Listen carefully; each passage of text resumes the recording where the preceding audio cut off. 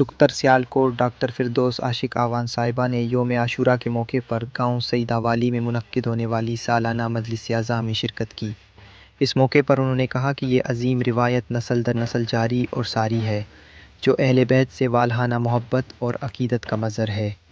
دختر سیالکوٹ کا کہنا تھا کہ امام عالی مقام حضرت امام حسین علیہ السلام کے غم کے لیے شیعہ یا سنی ہونا نہیں بلکہ حسینی ہونا ضروری ہے۔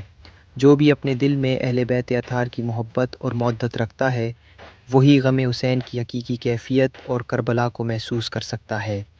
انہوں نے کہا کہ واقعہ کربلا قربانی کا وہ عظیم درس ہے جو ہر دور میں زندہ رہے گا۔